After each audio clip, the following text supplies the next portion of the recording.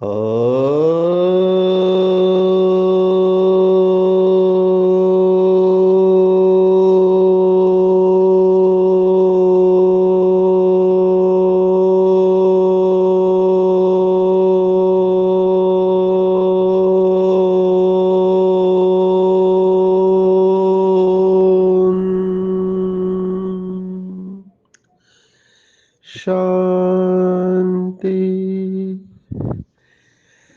आज 13 अगस्त 2023 भारत में रविवार है।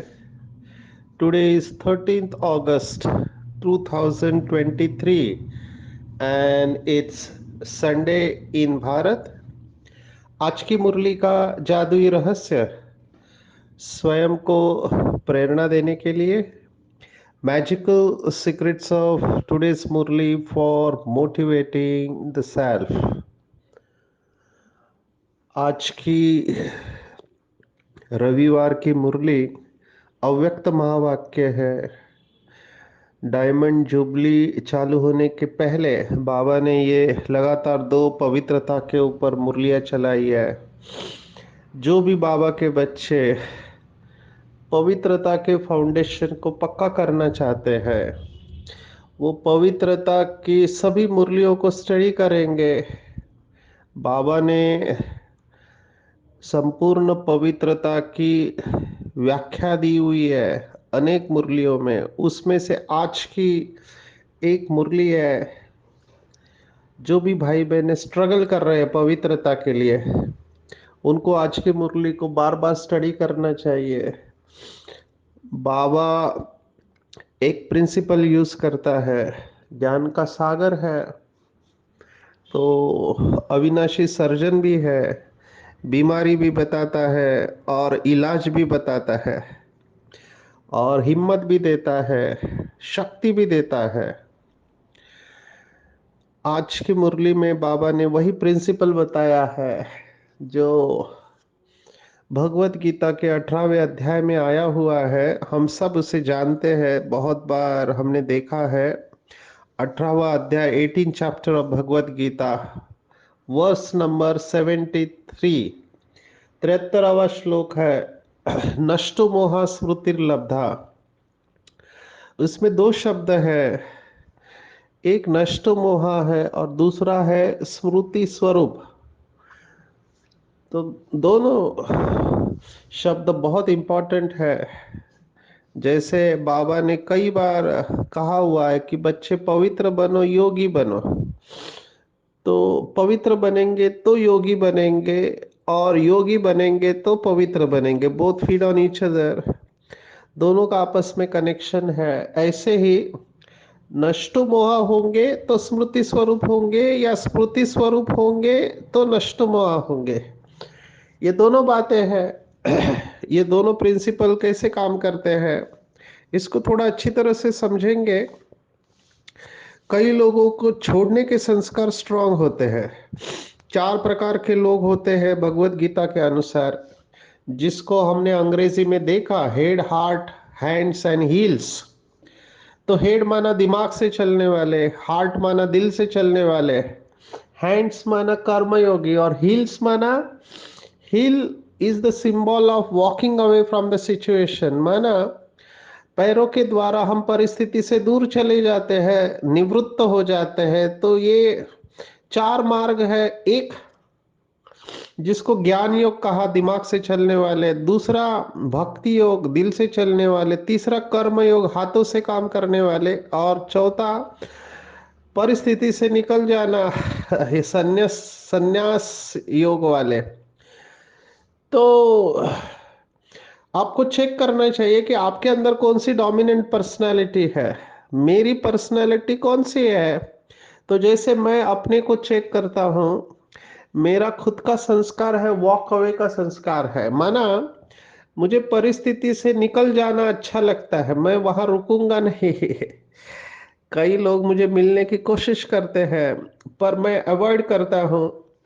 Only because of this one संस्कार which I enjoy, I walk away from the situation.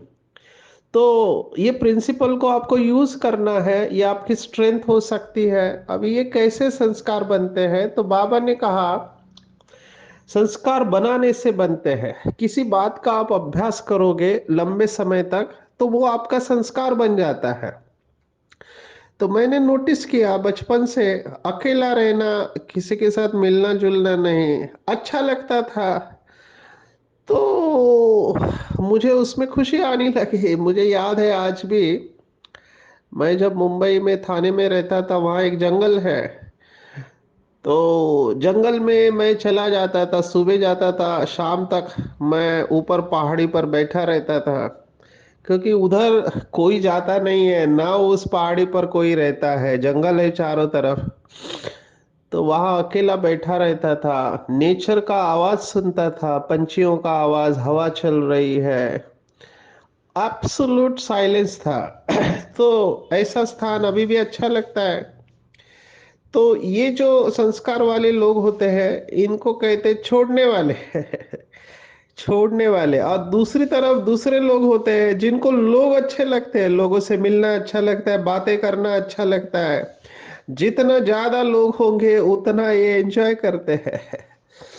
तो बाबा ने इसके ऊपर मुरली चलाई है कि बच्चे, दो बातें होती है, एक धारण करना और एक छोड़ना। आइडियली आपको दोनों बातें साइमल्टेनियसली करनी चाहिए, माना एक साथ ये दोनों बातें होते हैं, छोड़ना और धारण करना दोनों साथ में चलना चाहिए। नष्टो मोहा माना छोड़ना, स्मृति स्वरूप माना धारण करना। ये दोनों में से आपको देखना है कि कौन सी बात आपको खुशी देती है, कौन सी बात को आप अच्छी तरह से कर पाते हो। मैंने देखा है एडिक्शन में, मैं जब लोगों को कहता हूँ कि नशा छोड़ दो, तो छोड़ना मुश्किल होता है, क्योंकि वो जो संस्कार है, वो आदत है पकड़ के बैठने की, वो सुख दे रही होती है। हम अंग्रेजी में इसको कहते हैं, साइकोलॉजी में, मनोविज्ञान में साइकोलॉजिकल पे ऑफ्स होते हैं। आप कोई भी कर्म करते हो जिससे आपको खुशी मिलती है, आप उसको छोड़ोगे नहीं, आप उसको कंटिन्यू करोगे। तो भले मैंने देखा है एडिक्शन वाले लोग, नशा करने वाले, उनको शरीर को तकलीफ है, मन को तकलीफ है, जॉब जा रहा है, रिश्ते जा रहे हैं, फिर भी वो नशे को छोड़ेंगे नहीं, क्योंकि उनको पे ऑफ मिल रहा है, वहां पे प्राप्ति हो रही है। तो छोड़ना कठिन होता है, तो ऐसे लोगों के लिए हम कहते हैं पकड़ना सीखो। आप अच्छी चीजें पकड़ेंगे तो ये बुरी चीजें हैं, ये छोड़ना नहीं पड़ता, ये अपने आप निकल जाती है। इसको बहुत अच्छी तरह से समझना है। हमने पहले भी देखा, बचपन का एग्जाम्पल देते हैं कि किसी छोटे बच्चे के हाथ में चाकू है, अगर आप उसे निकालना चाहो, अगर वो नहीं देता और आपने खींच लिया, तो उसका हाथ कट सकता है, उसको जख्म हो सकता है।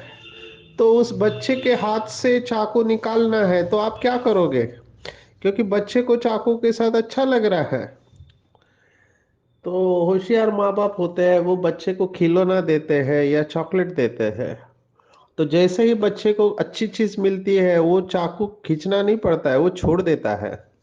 ऐसे ही हमने माया को अपना साथी बना लिया है। और हमको पता ही नहीं कि ये माया है। माया के सुखों को ही हम असली सुख समझ रहे थे, लेकिन बाबा ने आज की मुरली में सच्चा सुख क्या है, उसकी गहराई क्या है, ये बता दिया है। बहुत बार हमने मुरलियों में सुना हुआ है कि पवित्रता ही सुख शांति की जननी है।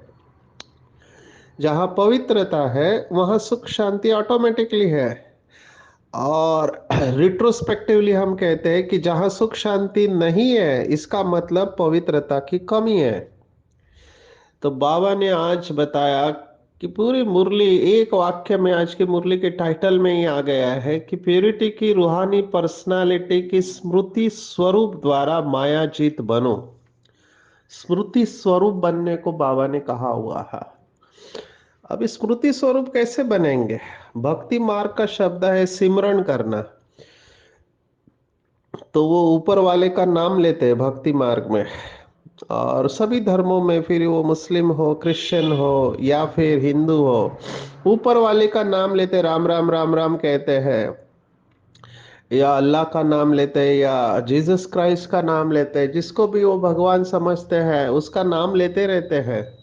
इसको कहा गया है सिमरन करना, सिमरन या याद करना।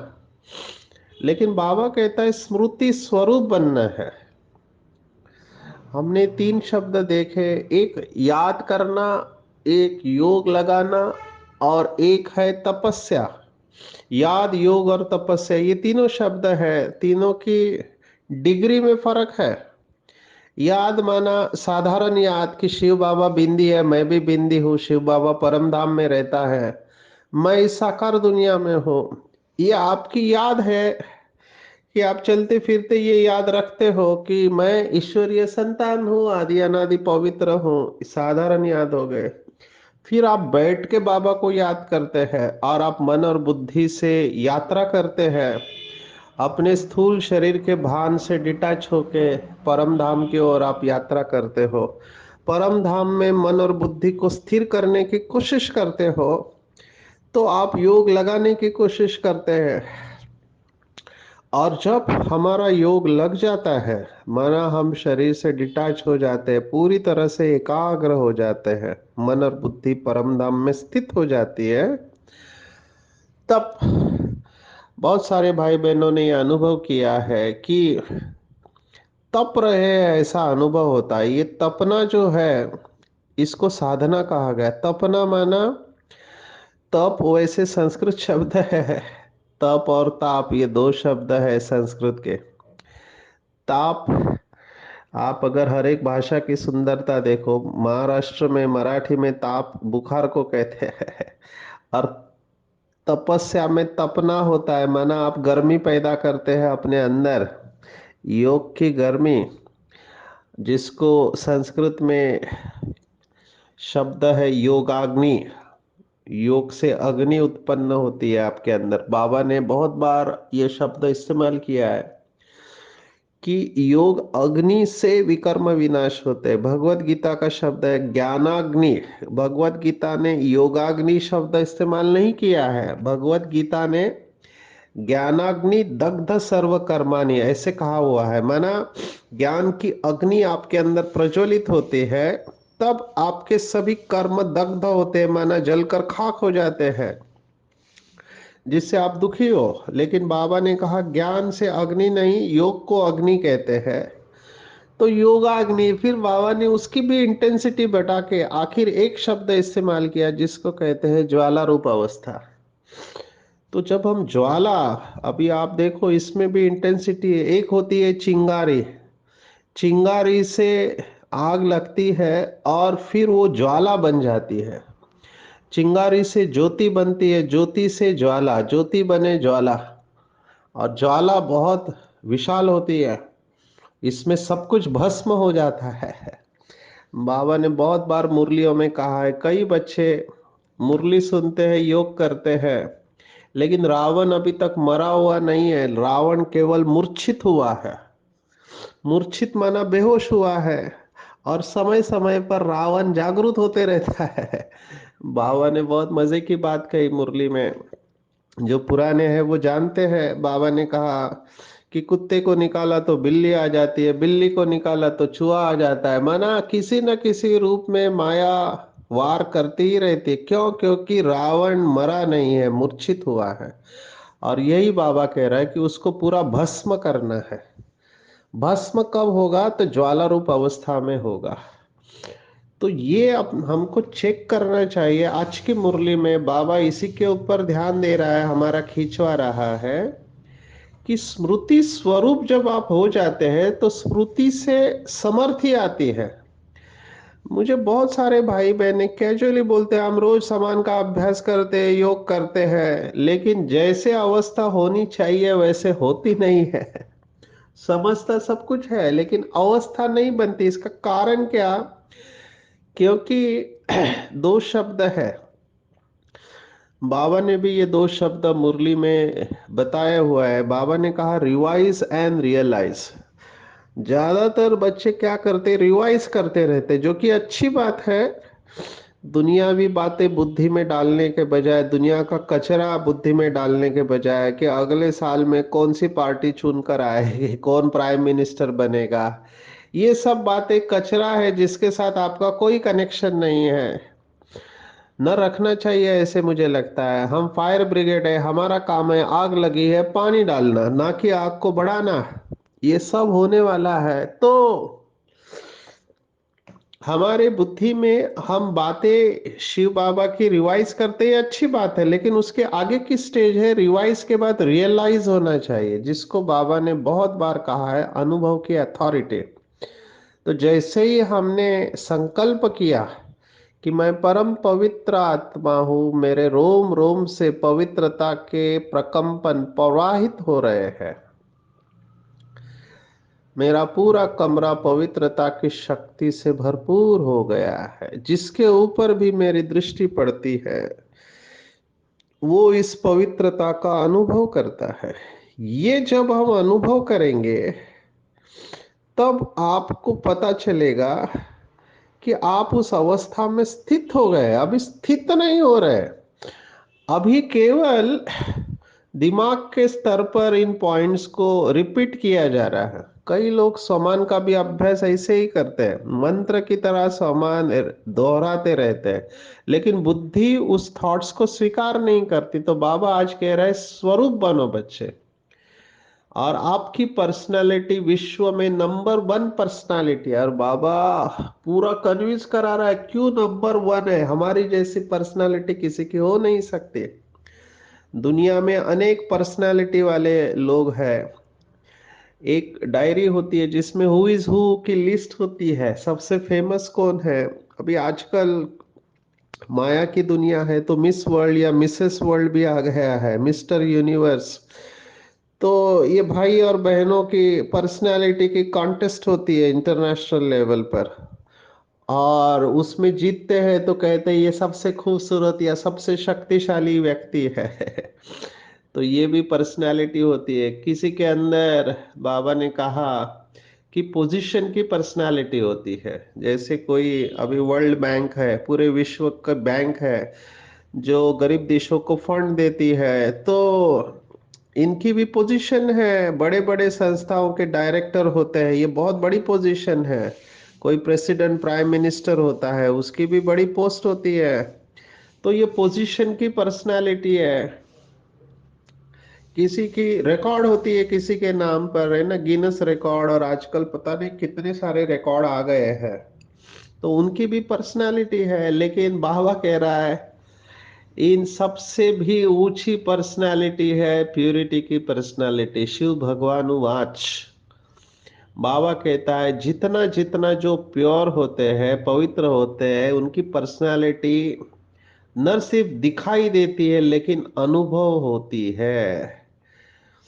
तो बाबा पूछ रहे हैं कि आपके जैसी पर्सनालिटी विश्व में पूरे कल्प में किसी की भी नहीं होती है, क्या आप इसका अनुभव करते हैं? तो बाबा ने पूरा चक्र घुमाया है हमारे आंखों के सामने, और यही अनुभूति हमको करनी है। जिस बाबा के बच्चे ने अनुभूति कर ली कि पूरे कल्प में मेरे जैसी श्रेष्ठ और महान आत्मा कोई नहीं है, आप देखो उसकी अवस्था कैसे हो जाएगी। तो बाबा ने पूरा चक्र घुमाया है। सबसे पहले बाबा कह रहा है देखो, जब बाबा के ये शब्द आते तुरंत उसी समय अनुभव करना है कि मैं परम धाम में अनादि काल में परमात्मा के साथ हूँ।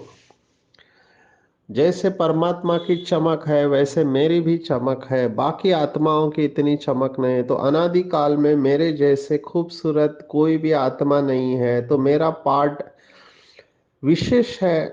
परम धाम में भी मैं विशेष आत्मा हूँ क्योंकि परमात्मा के साथ हूँ। बाकी आत्माएं भी चमक रही है लेकिन मेरी चमक अन्य आत्माओं से न्यारी और प्यारी है। तो ये अनादि स्वरूप की स्मृति। उसके बाद बाबा कह रहा है आदि काल में हो। आदि माना सतयुग त्रेता युग, संपूर्ण पवित्र। इस साकार दुनिया में इनके जैसे कोई भी हो नहीं सकता। भले ब्राह्मण कुल भूषण है, लेकिन देवताओं का शरीर और आत्मा दोनों पवित्र है।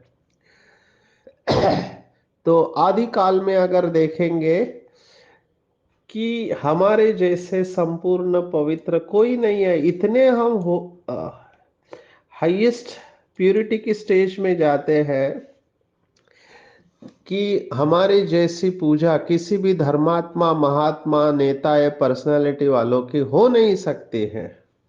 आप सोचो, अभी अभी मैं रामेश्वर जाके आया। रामेश्वर 12 ज्योतिर्लिंग में से एक है। तो मैं देख रहा था कि वहां पे शयन कक्ष रखा हुआ है, सोने का मंदिर है। उसमें कहते हैं कि 10 से 4 बजे तक उनका सोने का टाइम होता है देवताओं का। तो हमारे हर कर्म की पूजा होती है। अभी उठा है, अभी खा रहे हैं, अभी सो रहे हैं।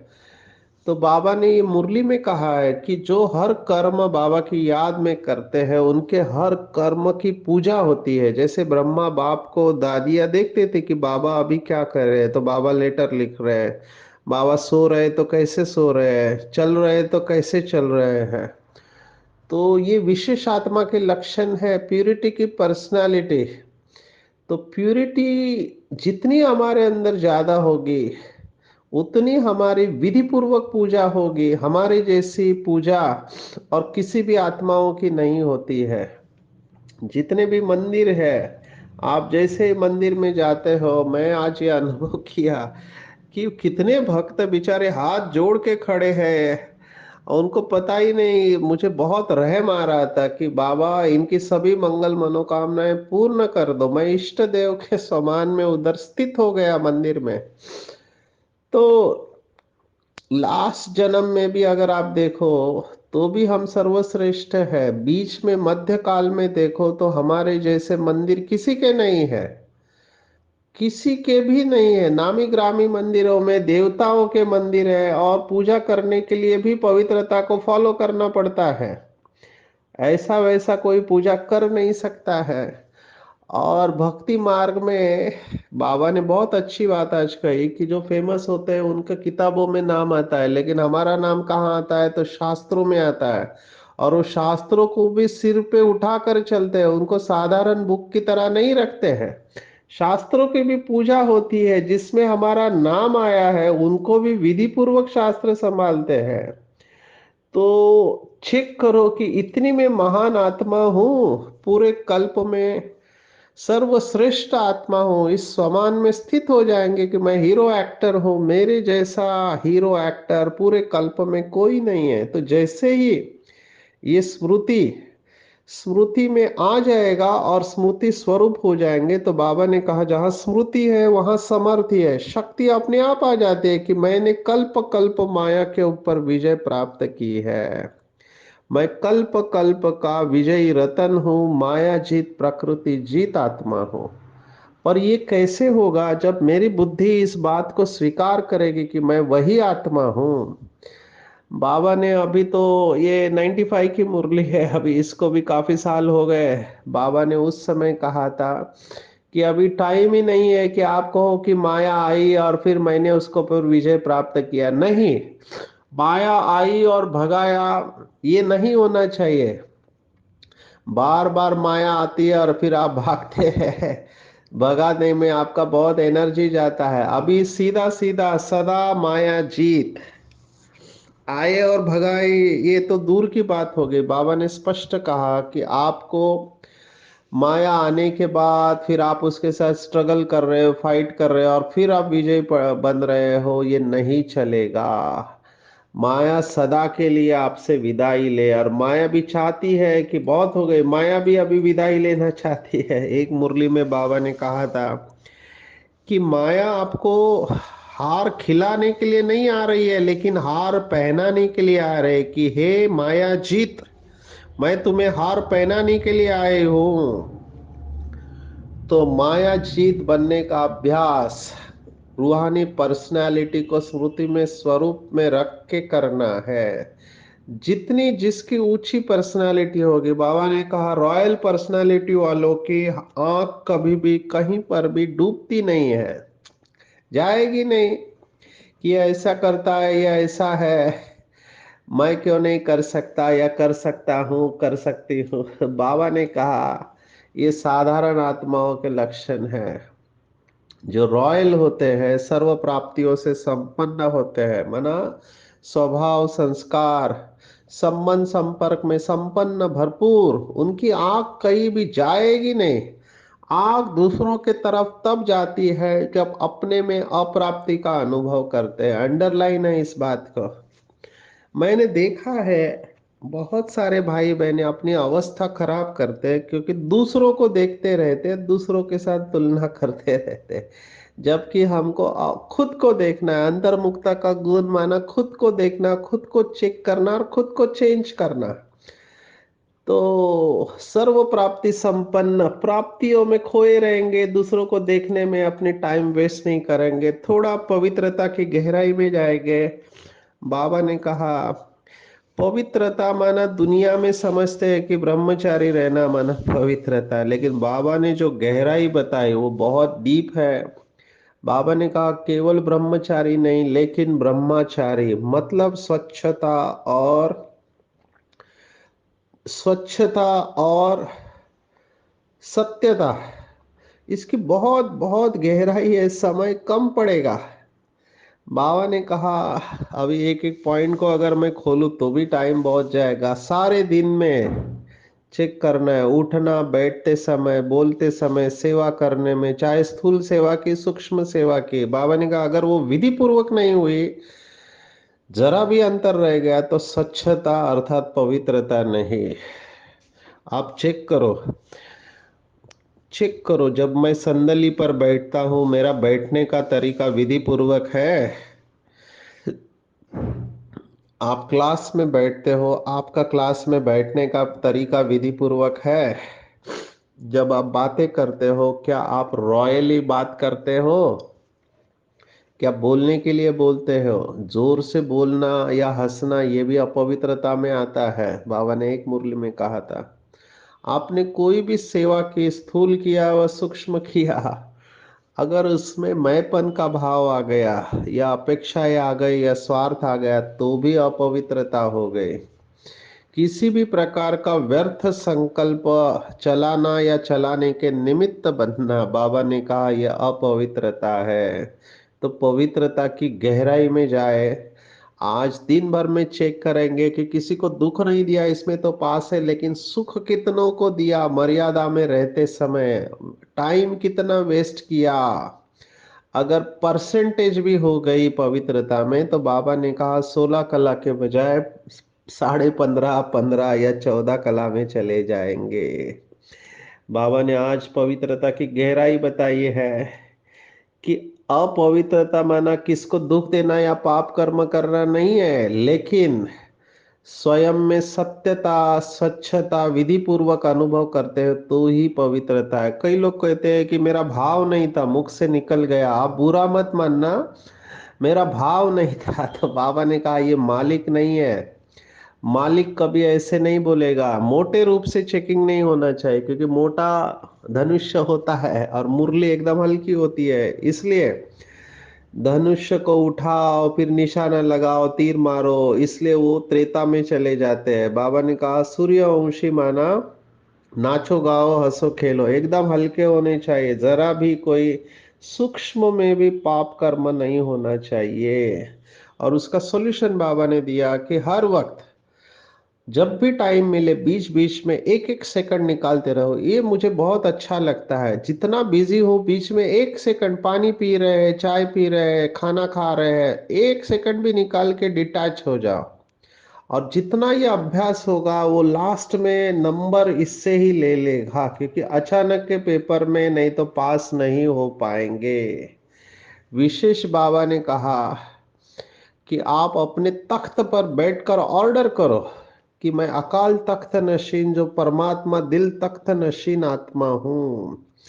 ये समान का अभ्यास करेंगे तो जब हम राजा तख्त पर बैठ के ऑर्डर करता है तब सर्व कर्मेंद्रिय फॉलो करते हैं। ऐसे नशे में समान में स्थित रह के कर्मेंद्रियों को कंट्रोल में रखो। तब फिर ये देह देह का पदार्थ और संसार कोई भी मुझे आकर्षित नहीं करेगा। और ऐसे अकाल तख्त नशीन ही परमात्मा दिल तख्त नशीन बनते हैं, होली हंस बनते हैं, क्योंकि हर वक्त उनका परखना, निर्णय करना और ग्रहण शक्ति अति उत्तम होती है। तो आज पूरे दिन भर में चेक करेंगे कि मैं रूहानी पर्सनालिटी वाली आत्मा हूँ, पूरे कल्प में विशेष हूँ, महान हूँ, अकाल तख्त नशीन सुध परमात्मा दिल तख्त नशीन होली हंस आत्मा हूँ।